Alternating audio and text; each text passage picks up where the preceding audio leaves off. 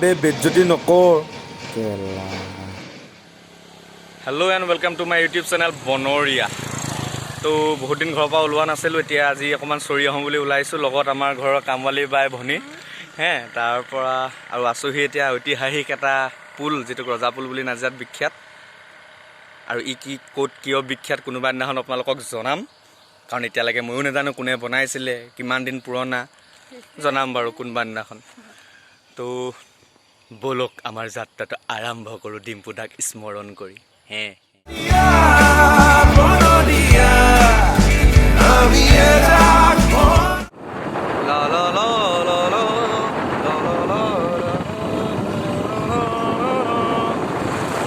গোটেই ৰাস্তাত গৌ মাতা বাগৰি বাগৰি হৈছে।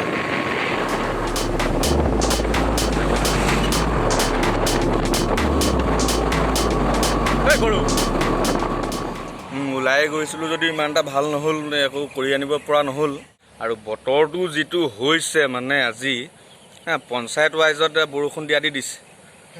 এডোখৰত দিছে এডোখৰত নিদিছে, একেখন টাউনৰে ৰাস্তাটো সিপাৰে দিছে এইপাৰে নিদিছে হৈছে। আৰু বাকী ওলাই যাওঁ, তাত চাওঁগৈ কি হয়, নহ'লে আৰু বাক্সদি স্থানলৈ যাম, তাতে যি পাওঁ আৰু।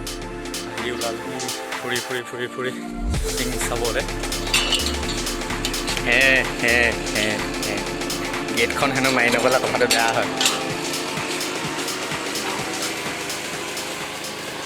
সেয়া পল্লৱ মানে ব্যস্ত। কিমান দেৰি হ'ল? চব লেলুৱাই আছে, বাকী পাৰ্টিৰ ভিতৰত গড্ডুবা ধৰি থকা তুমি এই দিলে কি হয় গড্ডুবা?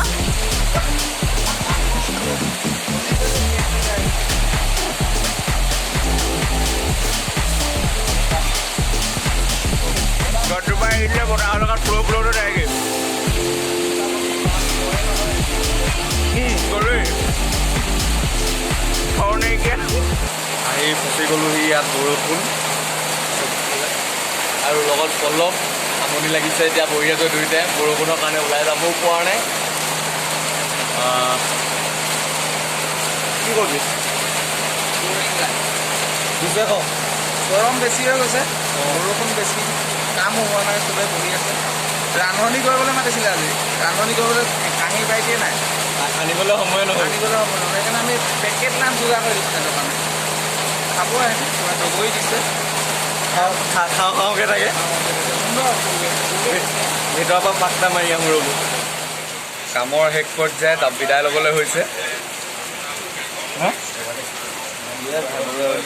চব ভাগৰি পৰিছে। যাওঁতে যাওঁতে আকৌ ৰিল এটা বনাই লৈছে বাইদেউ।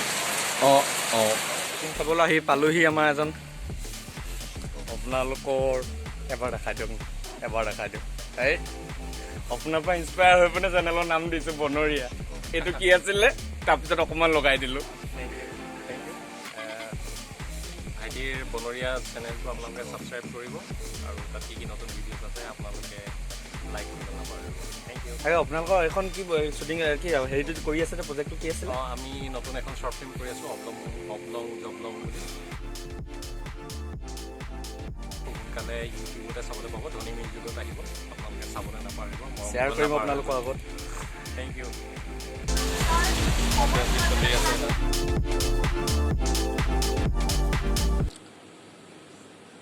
অঞ্জন 20 টকা বাছিলে, মই ঘৰ এটা খাই দিলোঁ।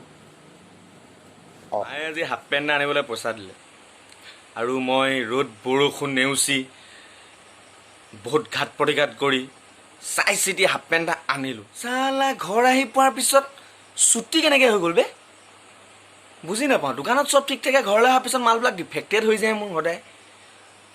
বাৰু যি কি নহওক, আপোনালোকৰ মৰম কৃপাবোৰ লাহে লাহে কমি গৈছে। অলপ বঢ়াব, বেয়া পাইছে ক'ব, ভাল কৰিবলৈ চেষ্টা কৰিম। ক'লোঁ নহয় কৰিম বুলি, ঠুকি দিব। ঘণ্টাডাল টিপি দিব, লাইকটো ঠুকি দিব, আৰু শ্বেয়াৰ কৰি থাকিব। নহ'লে কাইলৈ গৈ পেণ্টটো এক্সচেঞ্জ কৰি আনিম, হ'ব?